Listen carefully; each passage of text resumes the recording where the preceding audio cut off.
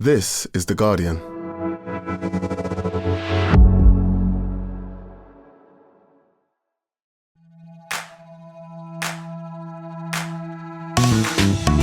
Hello, I'm Faye Carruthers and welcome to The Guardian Women's Football Weekly. Chelsea have won the domestic treble after lifting the FA Cup with 3 goals against Manchester United, sealing 3 titles. Sonia Bonpastor's first season in charge could only have been bettered by winning the Champions League. So we're asking, what is next for Chelsea? And we'll be speaking to someone who's won a treble 3 times with 3 different clubs as Lucy Bronze joins us on the pod. And speaking of the Champions League, we'll also preview the European final as Arsenal prepare to face Barcelona on Sunday. All that, plus we'll take your questions, and that's today's Guardian Women's Football Weekly.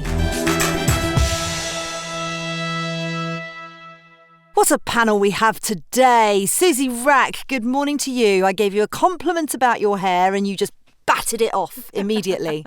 Well, I'm unwashed and unshowered. You know, as you sort of crawl to the end of the season, it's hard to find metaphors for what that looks like. Well, my sister sent me a picture of my 4-year-old niece who had crawled under her bed and fallen asleep under the bed. And I thought that sums up the way I feel heading towards the end of the season. Yes, I hear you, I feel you. I have a feeling that Robyn Cowen might be feeling the same with a solly in her arms as we speak. How are you? Oh, I wish I could crawl under a bed and go to sleep. That sounds wonderful. No, otherwise, all fine, Faye. Keeping our head above water.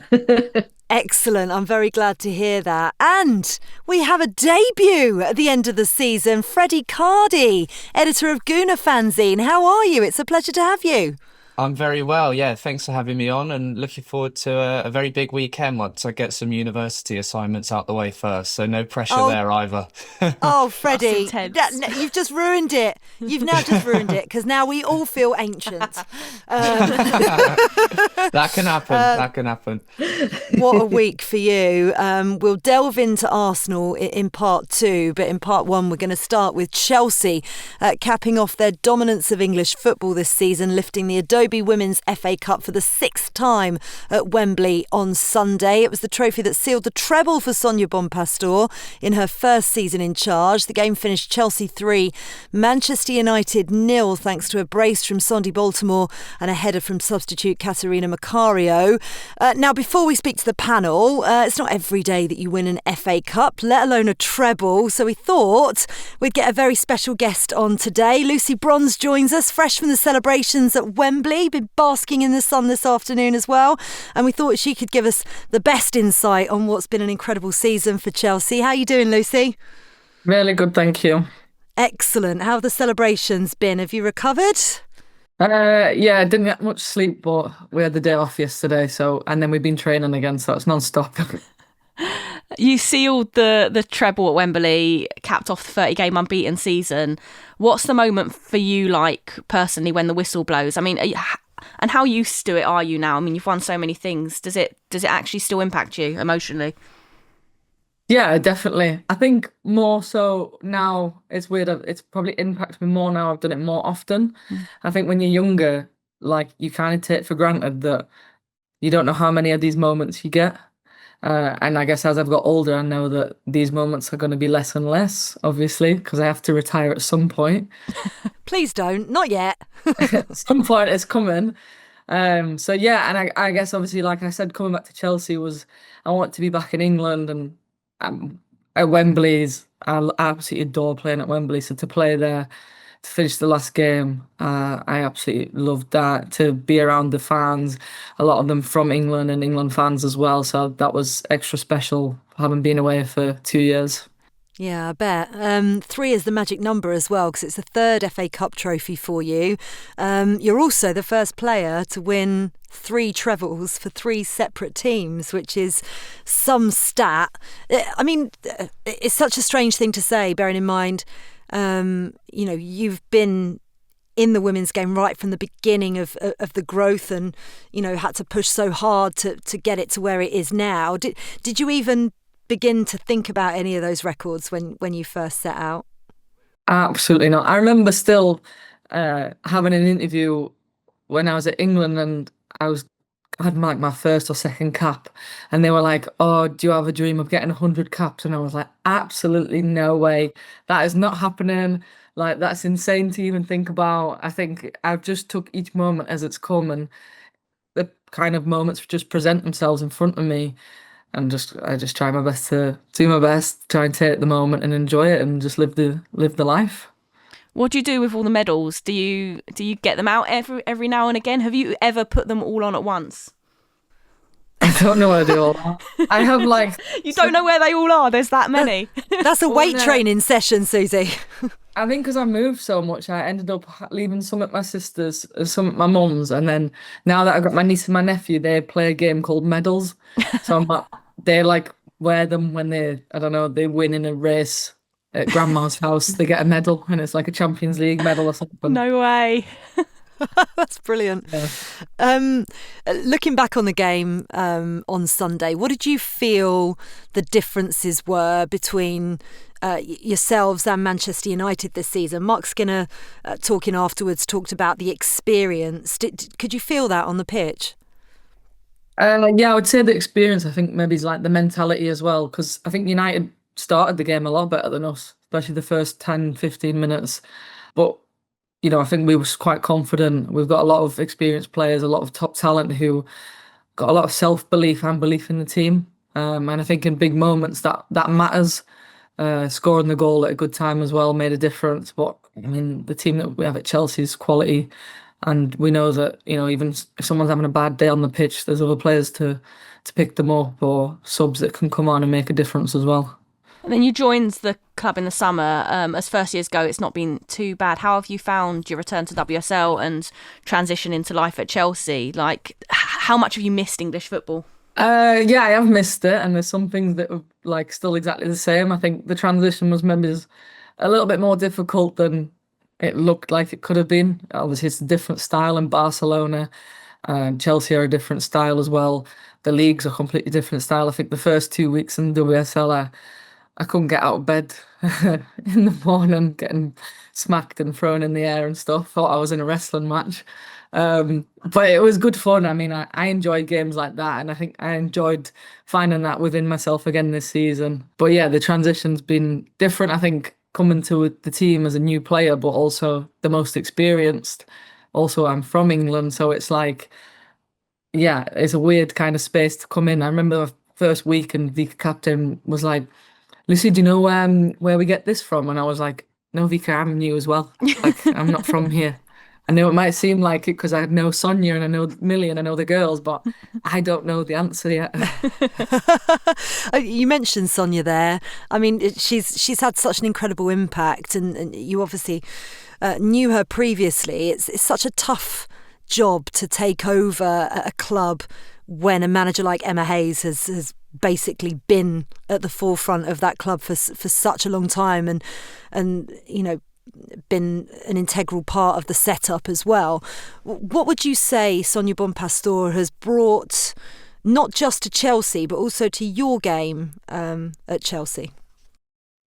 Well, I think she's tough on people, me included in that. I think has high expectations from everyone, whether you're the best player, the most experienced, the least experienced. She knows exactly what she expects from you in every game, and she'll tell you if she doesn't feel like you're meeting those expectations. I think that pedigree of Champions League, but also her playing pedigree, like there's been moments in the season where she mentions like, "I would die to be on the pitch today." And I think that really like resonates with players, where it's like, she's been there, she's done that as a player, as a manager. And the girls don't know her as a player, but I do, and she was pretty crazy, to say the least. Yeah, so knowing that she has those high standards, I think just she's brought that in. I think Chelsea's a team that adapts quite well to that anyway, because it's the Chelsea mentality, finding a way to win. I think she's just trying to, turn the screw a little bit on that, push us to another level, which this year we have, obviously, in terms of winning trophies, but I think next year will be the real tell, having had this year to properly transition and have a mark on what players she wants to bring in, likes of Naomi and Kira, obviously, settling those players in and just building on what she's already done this year. Yeah, you said it yourself. It's been a bit of a transition year. Obviously, she's come in. A number of players like yourself have come in. And I think you'd be the first to agree that you've not always been your best in games or had the best performances or the most coherent performances throughout the season, but have got through and won nonetheless and dominated to such an extent. How much did that strike fear into other teams about what's to come when things, start to click and you move beyond the transition phase? Yeah, definitely. I mean, I think we saw moments of that in the FA Cup final. I think as a team as well, we felt like you could see us coming together a little bit more. I think, it was the last game, and having already won the league and won so many games, we saw a better Chelsea performance. But I guess, yeah, as players in this team, I think for me, I kept saying that to the girls all year because it's been frustrating at times when you transition in, and what Emma did was amazing, but we want to evolve and we want to become Sonia's team and not lose the good things and push on. It's been a fine balance, but we've had to win games at the same time. So I think for all the girls, it's been important to just remember, it is a transition. We're winning games. Okay, we're not all at our best all the time. The team isn't, but we got through the season pretty well, to say the least. But yeah, I think next year is going to count for a lot more to make sure we get better performances both individually and collectively while still, getting them results. I think we set ourselves at a high standard in the first year, but we all know that we can do a lot better. I guess for us, just thinking about ourselves is the most important, and what other teams do and think is not as important to us, I guess. Yeah, it's the Champions League, isn't it? I know you've won it, personally as a player, but Chelsea as a club are desperate to get their hands on the Champions League. And Sonia said post match that some of you had actually, mentioned that, it's brilliant, you got the treble domestically, but you're just missing that Champions League trophy. What do you need to do as a club to kind of get closer to that, and how much does it motivate you as a player? Yeah, I think it kind of buys in with the whole transition season. You look at the teams who have won it in previous history. I've been part of both of those teams. They didn't just win it overnight. Barca's first Champions League final, well, I was playing for Lyon at the time. Obviously, they really struggled in that. I remember speaking to Alexia about it afterwards, like years later, and she was saying, we learned so much from that defeat, previous defeats, and what it takes to get to the top. We had to change things at the club. It was very much like the building blocks of how to become a successful team. It was the same when I went to Lyon. Obviously, I went to Lyon when they were at that height, and they always used to speak about how they became that team. So then it became just this machine that just knew how to win non-stop, knew what it took, knew the level. And it takes time. Obviously, Emma had her try with Chelsea, and now it's Sonia's go. So I think this year we had a lot of learning to do. And to build the team, you say about performances are not quite meshing together all the time. That's what we need to fix next year. We need to become a team where no matter what game it is, no matter who's playing, everybody's on the same page, everyone's doing well. And we play off each other, we make each other look better as players and as a team. I think that's the difference. That's what Barca and Lyon have. Having been at those teams, you can feel that I walked into teams that were there. They were on that journey. And I think Chelsea's journey is at the start with Sonia. We're just trying to speed it up a little bit. I think we did that this year. And then the club's making big moves off the pitch as well. Obviously saw Serena Williams at the final on Sunday alongside Alexis. Did you get to have a chat? There must be quite a buzz around the club about what that investment means for the team as well. Like, it's huge, right, in terms of commitment and what's coming in staffing wise and facilities wise and all of those kind of things. Yeah, no, it's amazing. I actually didn't get to speak to them properly. Just kind of said hello. I think everybody wanted to speak to Serena, obviously, but it's amazing that they've done this investment. Aki's someone who I probably speak to the most, to be honest, at the club. Her coming in has been a huge bonus for us.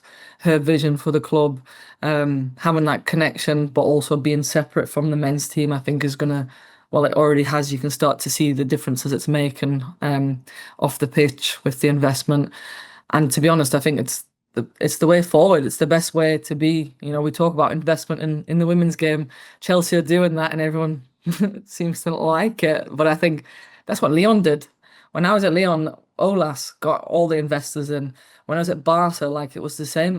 You look at London City Lionesses, they've been successful because of investment, because they have people there who care about the team and want to push the team. And to have that at Chelsea now is amazing. I think as players, it gives you a lot of confidence to know that the club are looking to get investments because they want to give us the best opportunity to be the best players and the best team. Yeah, I'd suggest people don't necessarily like it because they're a little bit envious a lot of the time. I would think so, yeah. The club season's over, but it'd be really remiss of us not to ask you about the summer ahead. Obviously, back to Nations League with England next week, and then fingers crossed a successful Euros in Switzerland in July. How much are you looking forward to what's to come over the next few weeks? Well, I'm so excited, especially I think it's been, again, a bit of an up and down year at England. Good performances, bad performances, good results, bad results. Players missing, big players missing, a lot of big players missing. And now it seems to come the end of the season, there's so many players in great form. Obviously, Alex Hempo, Georgia being back from injury, although they've not played a lot. Big players for England.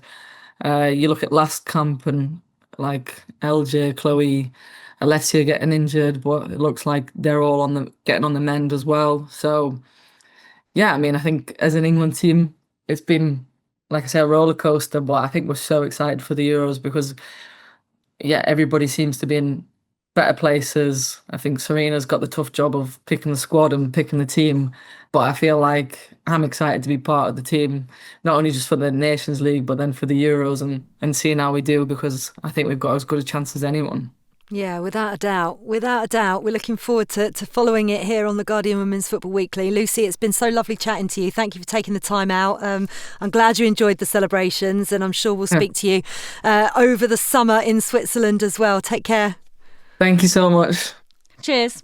Brilliant stuff. Thank you very much to Lucy Bronze for dropping in to talk to us. Massive congratulations on the season, and best of luck as well for a big summer ahead with England. Right, Suzy, let's get your thoughts on the match. A comfortable win in the end for Chelsea. They were deserved winners on the day. How was Wembley for you? Where was the match won and lost? Wembley. Wembley's always fun, right? I was slightly disappointed with the turnout, given that it was sold out and it was 74,000-ish there. I thought, given that it was a nice day, the vibe had been good across the weekend weather-wise, the stakes were so high, I was hoping it would get a little bit closer to the 90,000 mark, or at least over 80,000, which would have been great. But so I was a little bit disappointed with that. It's still, I don't blame anyone for that. It's still in this sort of gap between clubs being able to sell out full allocations at Wembley and the FA selling tickets to neutrals months and months and months, if not a year in advance of the final. There's going to be some loss in that. In the meantime, I think it's, heading in the right direction. So it's not criticism, but I was just a little bit disappointed with it.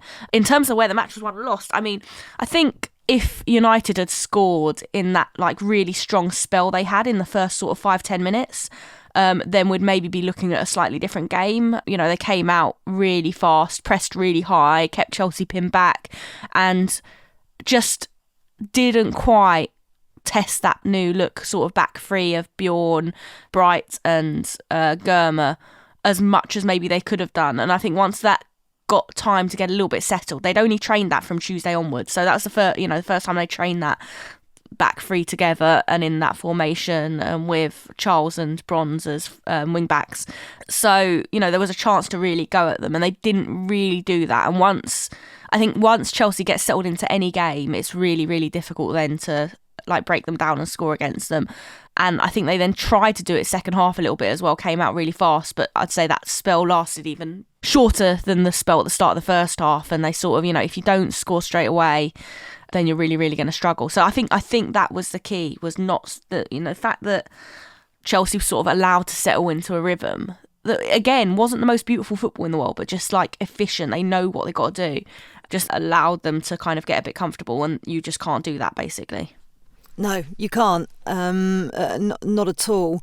I have to say, Robyn, we've talked about them so often this season, Chelsea, but a treble win in a 30-game in total unbeaten domestic season is just some incredible feat, isn't it?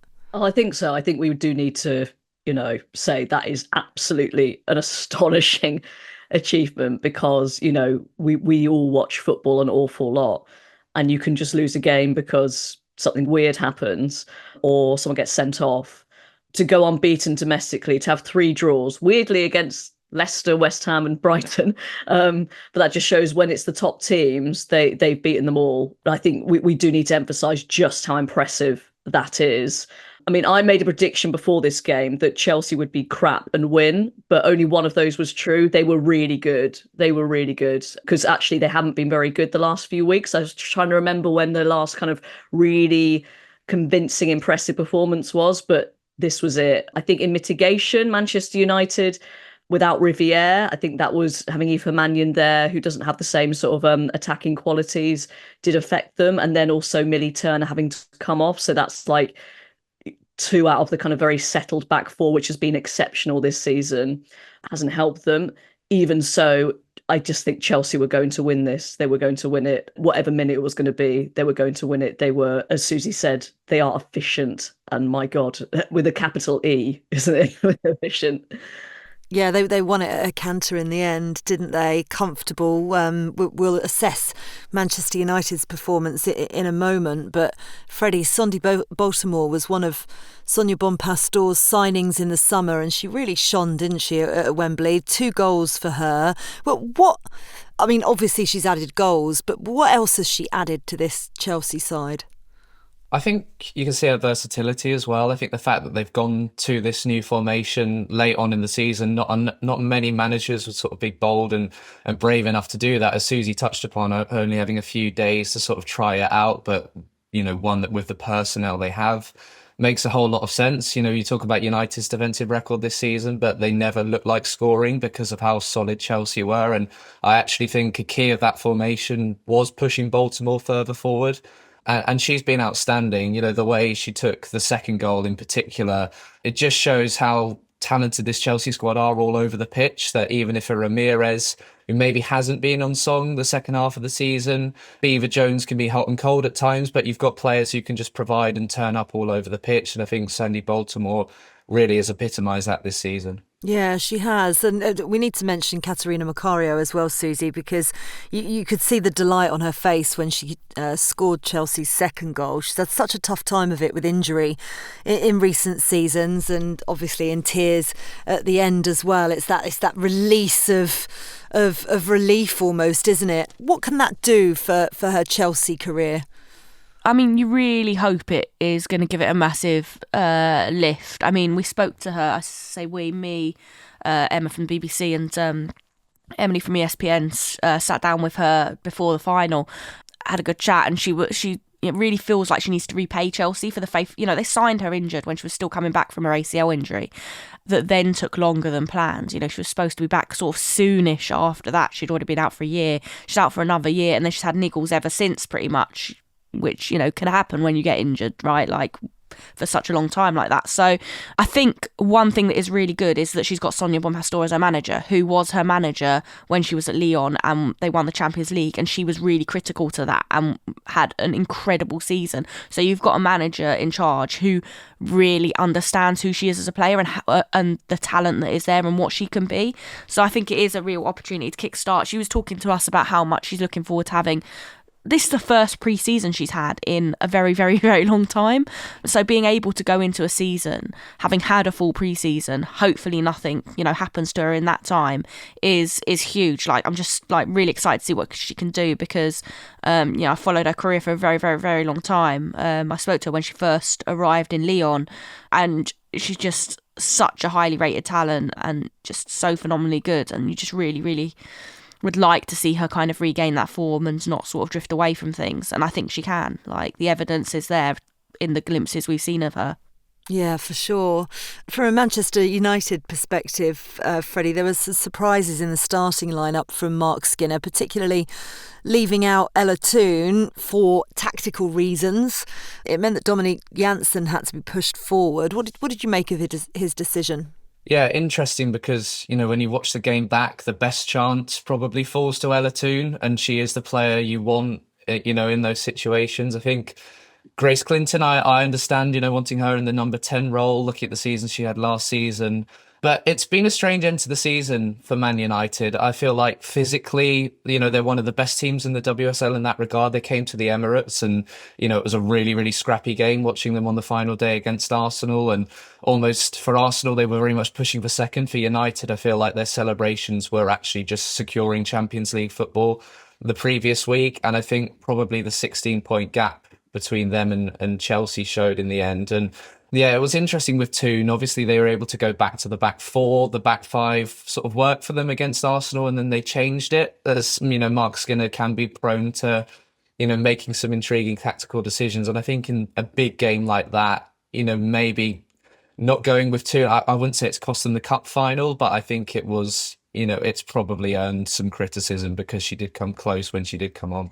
Yeah, the Ella Toone decision was a really interesting one for me because, firstly, if it goes wrong for them like it did in the match as a whole, it's gonna draw more attention. I think Sonia was asked a really interesting question post match about the decision to go with a back three after only having tried it for a week, and she said, if it goes wrong, I'm getting 20 questions on it kind of thing. But the reality is it went well, so you don't get those questions.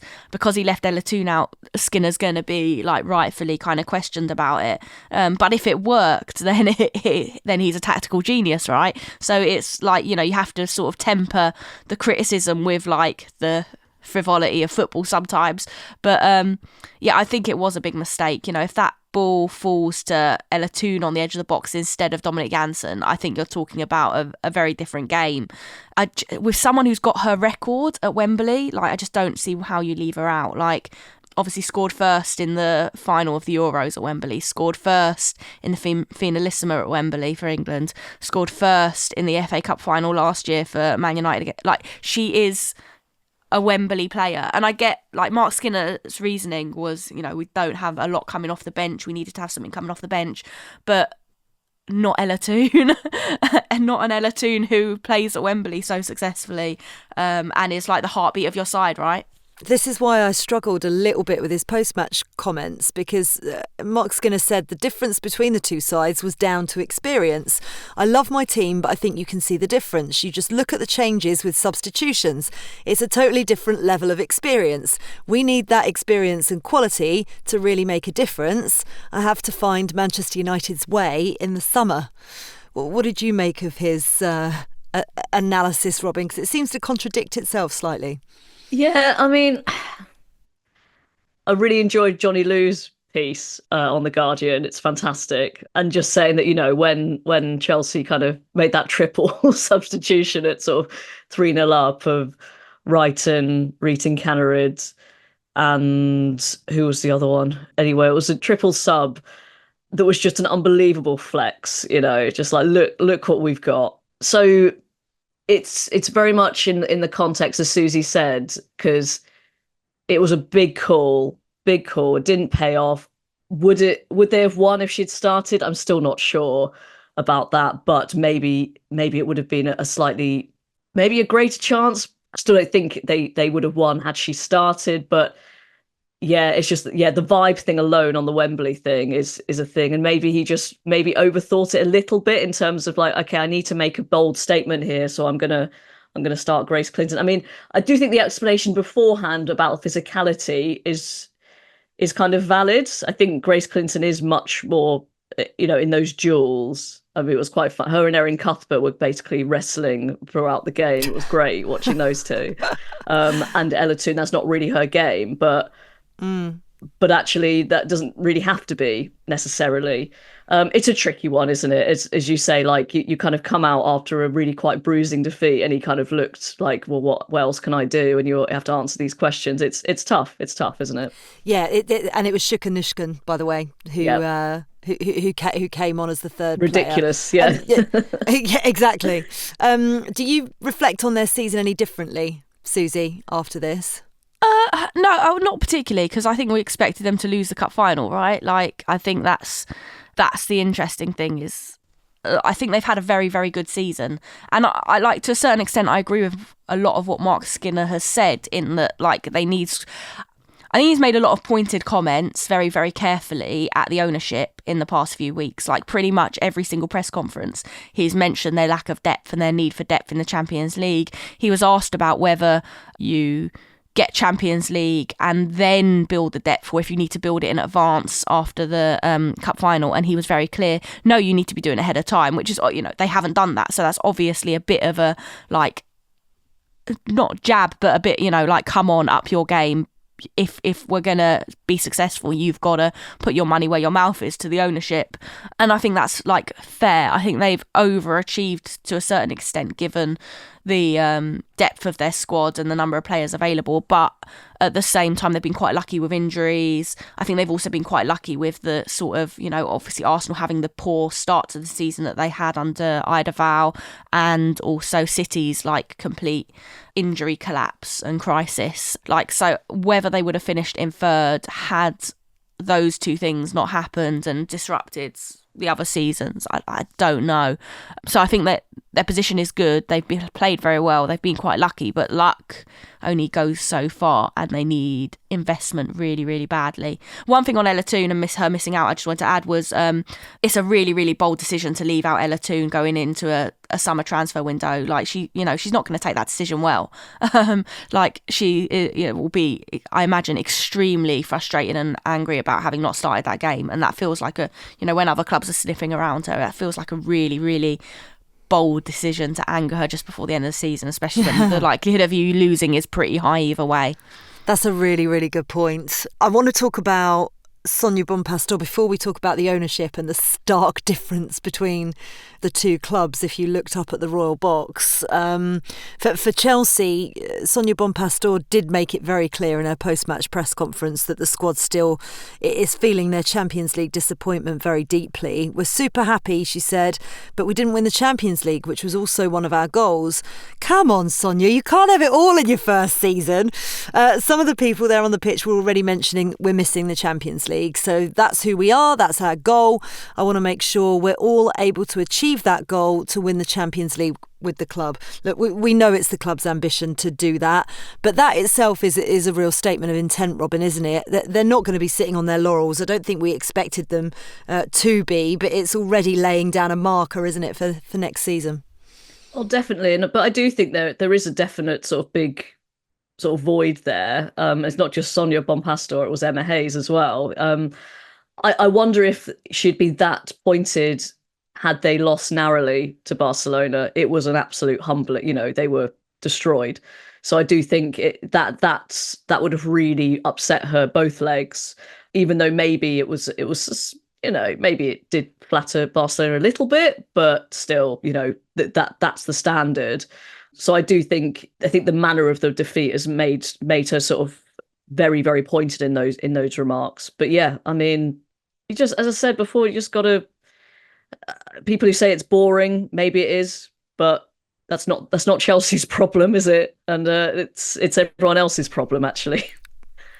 Yeah, it is, and we'll talk about the problem that Manchester United have in a second. But let's keep on Chelsea, because this ambition was made even more apparent, though, wasn't it, by the sight of new Chelsea women co-owner Alexis Ohanian, accompanied by Serena Williams and their daughter in the Royal Box. He's the Reddit founder, in case you don't know who he is, and he's bought an 8 to 10% stake in the team, which is valued at around £20 million, and the whole family were part of the celebrations at full time. I think Adobe would have been very happy sponsors, seeing them with the ribbons draped all over the trophy, and Serena Williams having it in her hand. He told the BBC, these are the queens of global soccer, and they've got the trophy case to prove it, so I feel so humbled. The sky is the limit, and what I love about this club is it's unapologetically ambitious. This will be a billion-dollar franchise one day. I mean, it certainly signifies the ambition of the club, Freddie. What did you make of the news? Yeah, I think it was really interesting seeing the amount of sort of screen time that Serena Williams got, but actually her partner was sort of like fading into the background. And when you compare that maybe to some of the other investors in women's sport we've seen over the last few weeks, it was quite a nice change, I think, to see them sort of, they were in the celebrations, but they were very much sort of just sitting and enjoying their time there with their child. And I think it is really interesting. We had the story about sort of Chelsea where they valued their women's team. But when you look further down the pyramid, and there was the Blackburn Rovers story last week, and actually this idea of teams not separated from the men's team, but actually allowing this investment from people who want to invest in women's sports directly, not just the club as a whole, I think it is really interesting going forward. And you can only see Chelsea prospering for it, how it moves on in the future. But actually to turn up in their first game, be an FA Cup final, which Chelsea won, I think says it all about where they are, and actually him being there sort of signifying how they can then take Chelsea to the next level. I think it's got to be really promising for them. Yeah, it does indeed, and was in stark contrast really to the absence of Jim Radcliffe on Manchester United's side. I almost feel like he's trying to drill down a point at the moment. It just feels bizarre. It's a PR misstep at every part of the season, and yet you still double down on that. It just seems really odd. And of course that puts the focus on Marc Skinner, who's essentially just thrown under the bus because he's questioned extensively on Sir Jim Ratcliffe's non-attendance. This is what he had to say on it. I don't know why Jim wasn't here, but we were really well represented. Omar's up there. We've got the Glazer family in massive support, and Jason as well. So I know you're trying to find a story, but we've just lost a final. Those are the people I deal with every day. They need to see the match for us to be able to look at what we need to do to close a growing gap in finance that Chelsea have. So he makes a pointed statement at the end of it. What else did you think of his comments, Suzy? Yeah, I mean, it's fair. It's hard, isn't it, when you're the manager and, you're basically being asked to slag off your owner that you're trying to get resources out of. It's a difficult position to be put in. That said, like you say, the non-attendance does that, right? You would think, given the controversy last season where he prioritised the Man United men's game, dead rubber, against Arsenal over going to the women in a cup final, would be a reason to show up and show your face. That said, and I don't know, maybe expected a bit of abuse or something, but it's women's football. I don't think he would have got any. Just a few snide remarks about finally showing up, maybe. But the longer he does it, the worse it looks. And yeah, when you've got Alexis and Serena Williams in the stands and most of the Chelsea board, Todd Bowie in the stands and stuff as well, it really is in stark contrast to what is going on, and it shows on the pitch, right? The seriousness with which it's an optics thing. It's about the seriousness with which you take the women's team and the setup and how a part of the infrastructure you feel they are, and he is making all the wrong statements. Yeah, he is, but equally kind of so is Marc Skinner, because yes, Todd Boehly was there, but Marc Skinner then said, it's easy to show up for the final. Let's see if they come over in the season, in terms of Alexis Ohanian, who then put on social media, challenge accepted, with a smile. Well, I want to see Serena Williams at Kings Meadow. Big, trying to squeeze herself into one of those seats. I want to see that. Did you see the lovely images of her though going into the Man United dressing room as well, and Fallon Tullis-Joyce in tears, and just really, really beautiful images, right? Someone who understands the benefit of elevating women athletes, full stop, going in and kind of giving them that boost as well. I just think it's just nice. Yeah, powerful for sure. Right, that's it for part one. In part two, we'll look ahead to the season's grand finale with the Champions League taking place in Lisbon.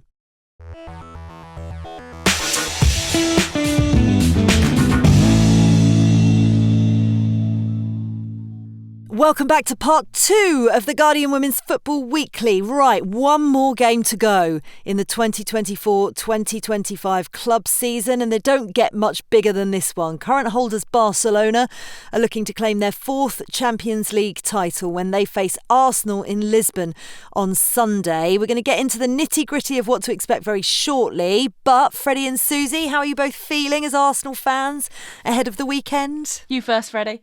I think I'm still in the stage of being happy to be there at the moment. I think, it's such a daunting task for Arsenal. I think it's one, especially at 2-1 down to Lyon. But look, I was in Gothenburg when they lost 1-0 to Häcken in like the second round of qualifying. And we're all thinking, I booked that trip thinking, actually, if we don't go any further in Europe, at least I've had a nice weekend in Sweden. And now I'm off to Lisbon for the final. So if you told me back then, I would not have believed you, and I think a lot of Arsenal fans are in a similar position of actually just being very much with exceeded expectations under Renée Slegers just to be in the final.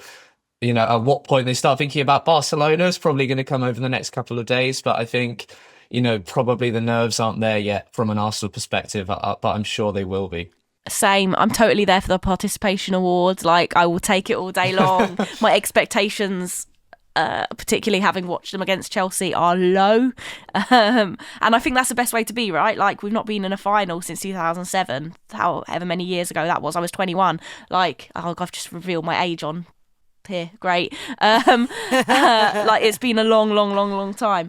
So just being there, just being in a final, similarly with the men's, like, I was just really happy to get to a semi-final. Obviously gutted not to get to a final, but it's there is a point at which where you feel like your club is moving in the right direction, and it's a good stepping stone to, hopefully bigger and better things next season. It hopefully gets, I think there's a huge travelling contingent of Arsenal staff going over for the game who want to watch it, right? Like, so this, I think the vibe around the club is that this is like a platform that they can continue to build on, and that's the thing that's exciting for me as a fan. How old were you in 2007, Freddie, dare I ask? Oh, fuck. You're not going to like this. I was 3 years old. I thought it was going to be something like that. At least you were born. I thought you were going to say I wasn't born. Born after the Invincible, so I just missed that by a couple of months, which still annoys me. Oh, wow. Amazing. Oh, it's so incredible. What am I trying to say? I just feel really ancient, so funnily enough, I've lost all brain power. I tell you what, Robyn, even listening to Freddie and Suzy say that, it's still, and I'm not an Arsenal fan, so I might be completely wrong, it isn't David versus Goliath, obviously. I'm not sure. I think it might be. I mean, really, is the gulf that big? I mean, give Arsenal fans some kind of hope, because obviously Barcelona are the favourites and Arsenal are the underdogs, but it's not as if they're, going to completely roll over. They've got, real winners in their team.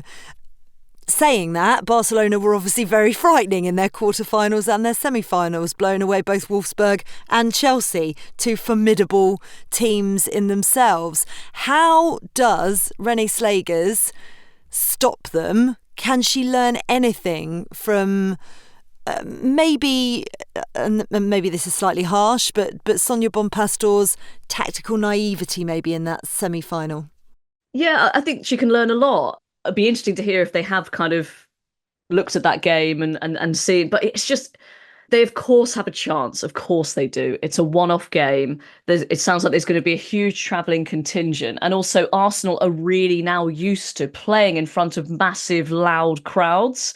And even though Barcelona have in the past, they don't do it as regularly as Arsenal. Having said that, Barcelona, their team, their squad is just insane. I mean, that midfield, Patry, Puteus, Bonmati. I mean, do I have to say any more? It's just, it's ridiculous.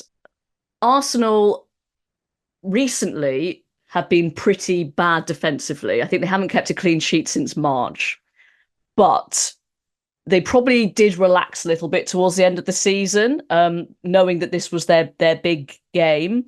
I expect them to have full concentration and be better in that department. I think Arsenal will score. We saw against Lyon what they can do. Caldente is a real wild card, and she obviously is very experienced. She'll know exactly what the opposition can do.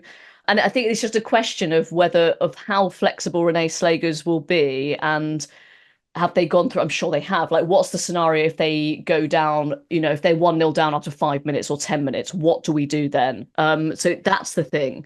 I'm desperate for Arsenal to win this. I think it would just be wonderful, but for them and just for English football. they're going to have to be perfect pretty much, and expect Barcelona to not be.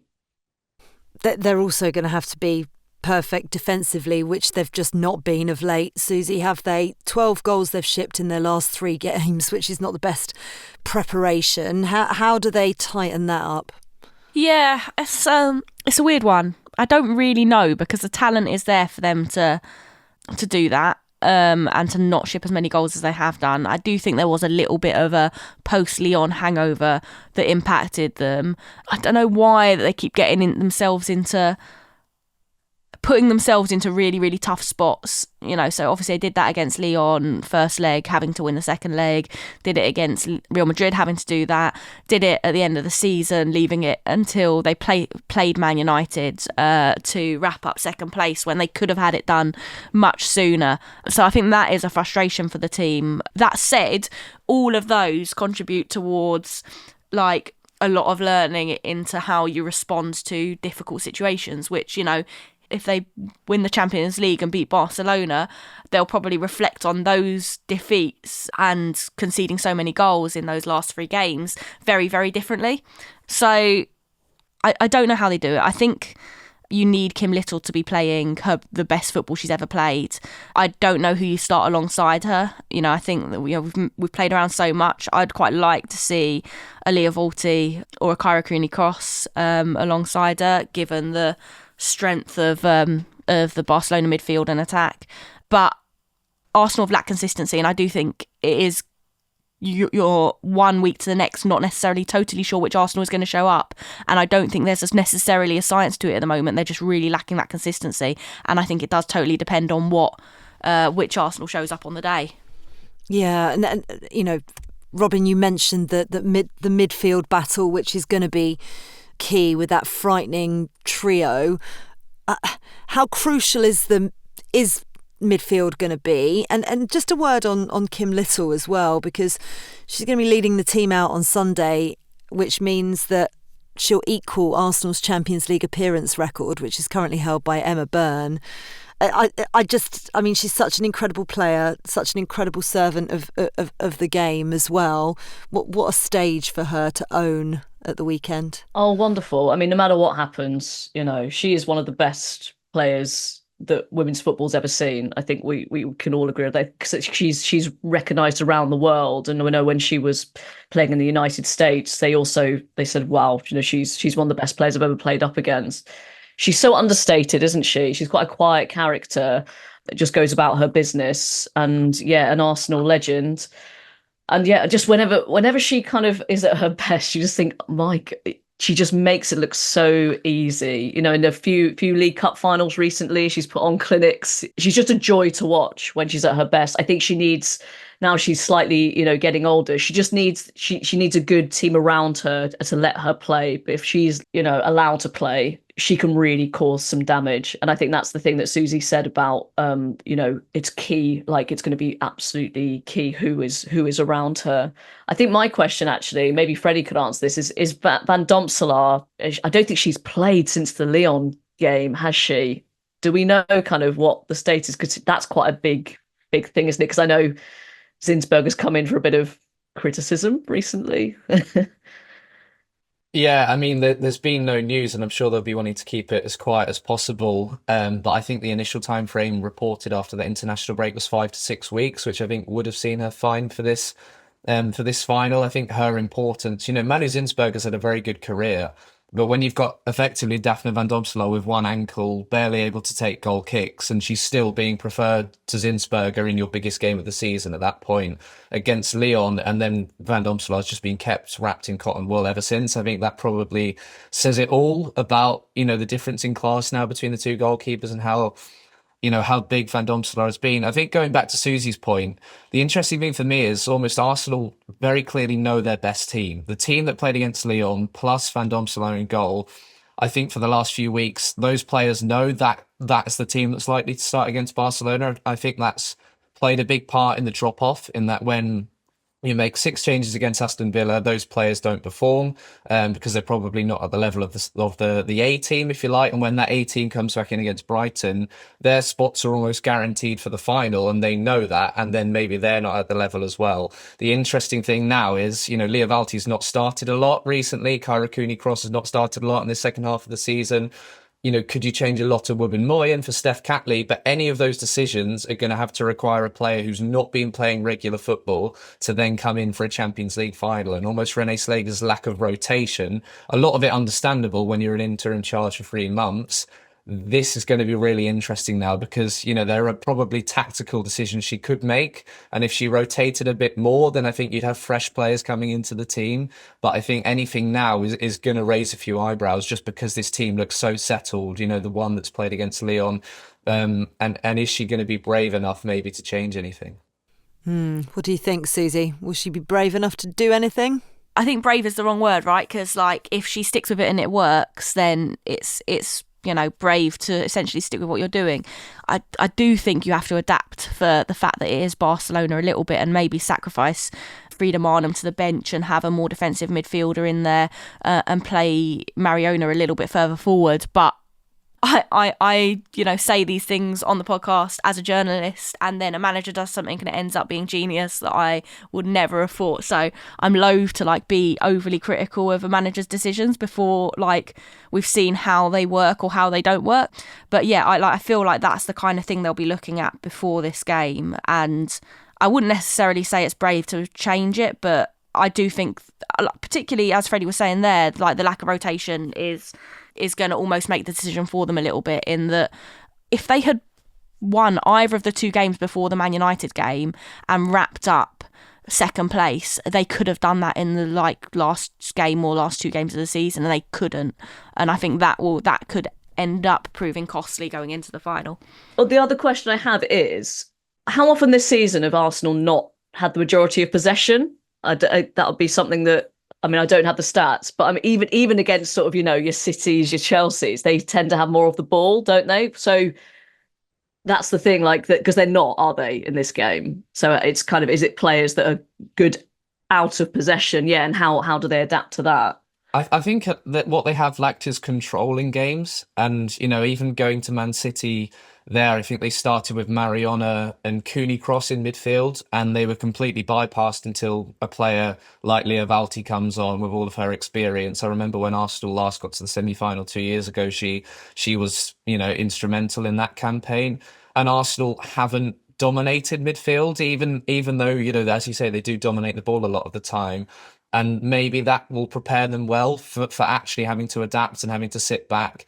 The test will be protecting that defence, because I think we've seen Arsenal's defence being pulled apart on the transition, on the turnover, but also set pieces have been a bit of a worry. And you don't need to give Barcelona, any freebies, any opportunities to score. But actually, I think sitting back into a lower block, if you do pack the midfield a little bit more, might suit this Arsenal team a bit more. Although I saw one of the Barca goals against Athletic Bilbao, who've got their entire team camped in the penalty area. And I think Esme Brutes are still able to just pick out the top corner. So at the end of the day, you can do as much as you can, but you're still taking on Barcelona. And that's where Arsenal can come unstuck at the end of the day. And taking on Ewa Pajor, Robyn, as well. Joined Barcelona in the summer, scored 43 goals in 45 games. Oh, what else does she bring? She brings goals. What else does she bring to this Barcelona side that Arsenal have got to be wary of? She's just got quality all round. I think we've seen that basically ever since she sort of burst onto the scene, and with Wolfsburg, and it'll be great to see her at a major tournament as well this summer. She doesn't really seem to have a weakness as a real modern day sort of striker, because she's quick, she's got really technical ability. It's going to be really hard, and it's just, if they can't really sort of mark one player, and it's not like they're a one person team, is it? Just got quality sprinkled everywhere, and but what an incredible season. Those stats speak for themselves, don't they? Yeah, they do. It's going to be some feat if they can do it, Arsenal. 18 years, as we said, since they were in a European final, the only English team to have lifted a trophy. So despite the trepidation, Freddie, what does this mean for the club? I think it's huge. I think you look at what Arsenal have done off the pitch, in terms of setting the standard for these record attendances, but then maybe the silverware hasn't followed. You've got a lot of fans who've come in who are learning about women's football. And, this is the case across the WSL, but they sing every game, about being the only team in the land to have won a European trophy, to have won the quadruple. But for them, and a lot of those fans as well would have been really young when that happened. This is a whole new generation of Arsenal women's supporters who have now, and this is something that's incredible for me for Renée Slegers as well. And she's following in Vic Akers' footsteps, an icon of women's football in the UK. And Renée Slegers only took the job on a permanent basis in January and has led this Arsenal team who, for all their history, this is only their second European final. And they're in with a shot of creating history again. And as we've spoken about with the ownership, Arsenal, this is a big summer for Arsenal. It's Renée Slegers' first summer transfer window. At the time, she's only on an 18-month contract, which seems crazy for what she's done, but she's going to want to put her foot down in the transfer window this summer. Whether getting to the final is enough to persuade those that need to be at Arsenal, that some more investment is probably needed to make this team WSL winners and further compete in Europe. But I think just to see all these Arsenal fans, I think they brought 500 to Lyon. It's going to be even more, surely, in Lisbon. I think it's a real landmark and sort of something that Arsenal have threatened. They were on the cusp of doing it when they had all those ACL injuries 2 years ago. They've now got a pretty much fully fit squad, to take them. They've got a manager who is loved by the fan base. This could be the time, and that's the encouragement I'm going to give. If this is the year, I think everything could align for Arsenal. Okay, so everyone needs to nail their colours to the mast. Suzy, what's your prediction? Oh, my prediction is Barcelona. There's no question. Well, listen, this is the Guardian Women's Football Weekly. That means Arsenal are lifting the trophy. Well, exactly. Was that tactics or? Believe it or not, for once it was not tactical. Robyn? I'm going to predict 3-1 Barcelona, but Arsenal will do us proud. And but I think I think they'll score, but I just think Barcelona is having a little bit too much. As I said, I hope that is tactical. I really do hope Arsenal win. Freddie? I'm going to go narrow Barcelona. I think if Arsenal turn up, I think they can make a game of it, but it's just those crucial moments in the game. I think Barcelona, Arsenal have only got 2 Champions League winners in their squad, and they're both former Barcelona players, whereas all this Barcelona team, they've been here before. I just think they're going to have too much. So I'm not sure. I'm assuming Freddie and Suzy are out in Lisbon. Are you in Lisbon as well, Robyn? No, not allowed. I'll be watching though intently, and I'll be hoping that that guy from the Crystal Palace FA Cup game where he's just screaming into the camera. That's going to be either Suzy or Freddie, hopefully. Yeah, I hope so, with pasta de nata in their face, because I know this is something that Suzy, every single time I've ever travelled with her following England, it's the first thing she goes out to look for. But of course, the only place really where they properly exist is in Portugal. How many are you going to be consuming this weekend, Suzy? Well, I said 253 to Sophie, producer Sophie, that is, and I feel like that would be like sort of excessive. I was going to say light snack. You need to rank them all from 253 to 1. Can I get them from 253 different shops? That's the question. Yeah, this will do great on Instagram. Have you sampled before, Freddie? I have, but only when people have come back from Portugal. I've always wanted to go to Lisbon. Didn't think it would be this year, but yeah, I think if Arsenal win, we'll be partying long into the night, and that number will just go higher and higher from 253, and a few alcoholic beverages on the side as well. Excellent. I very much am looking forward to hopefully a very positive pod next week where we're celebrating an Arsenal win. Apologies to Barcelona fans. Obviously, we do have a slight bias here with Arsenal fans on the pod. I just want it to be a good game as a neutral, but as an English fan, I'd love to see Arsenal lift the trophy. Speaking of trophies, Hibs have won the Scottish Women's Premier League title for the first time time in 18 years. On the final day of the season, Grant Scott's side beat Rangers at Ibrox with the winning goal coming from Lindsay Taylor. A disappointing day got even worse for Rangers. Glasgow City's 2-0 victory over Hearts saw them secure second spot and therefore secure the last Champions League place. There's also been another rebrand in women's football. Someone in agency land is making money, are they not? Michelle Kang announced on Monday that French champions Olympique Lyonnais Féminine have been renamed OL Lyon, which is similar to the French word for lionesses. And I hope I've pronounced that right. I'm obviously not French. Kang's also revealed that the Groupama Stadium is going to become their permanent home, and the team's going to be moving to a new training centre, which will be renovated and designed specifically for female athletes. That can only be a positive thing.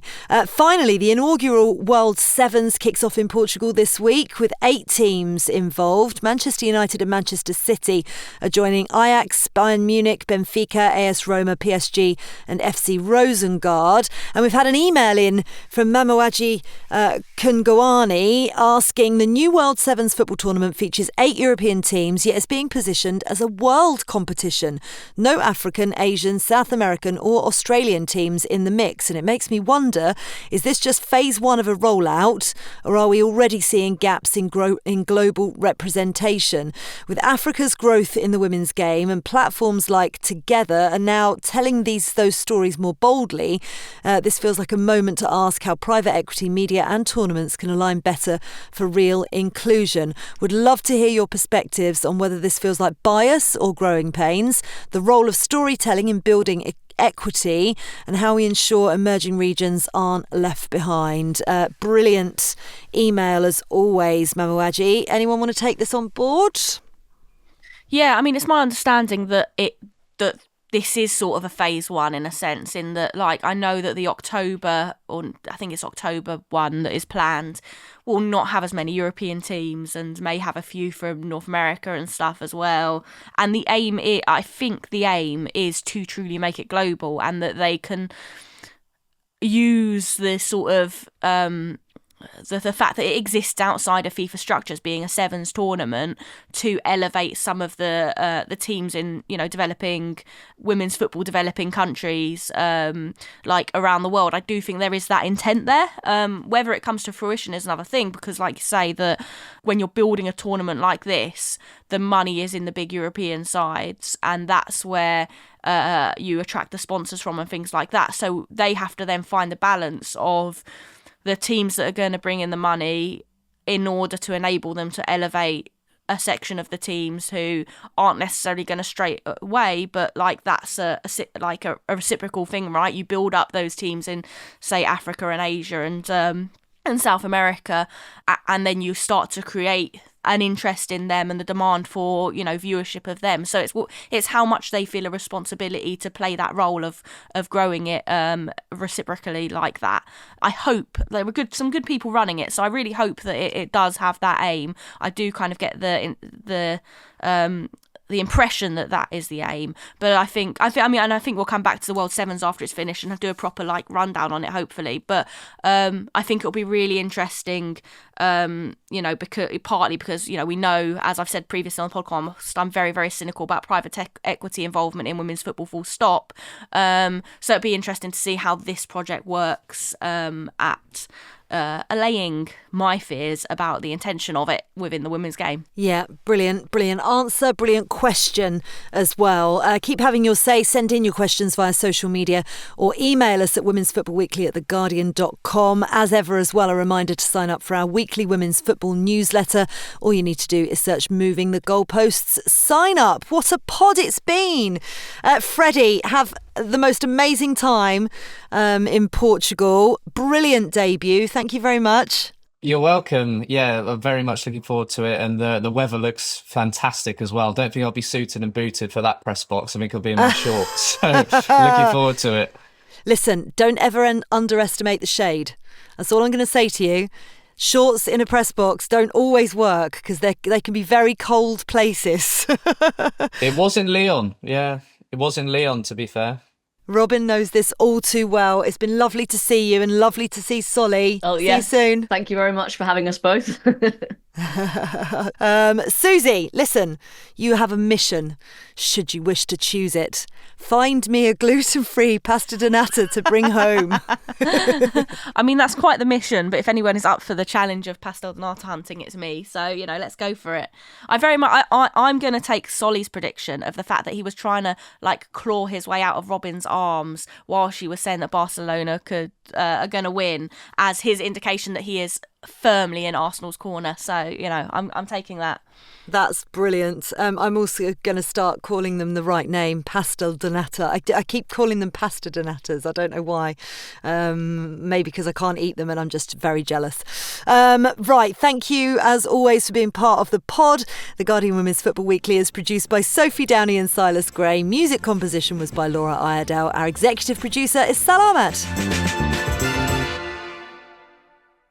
This is The Guardian.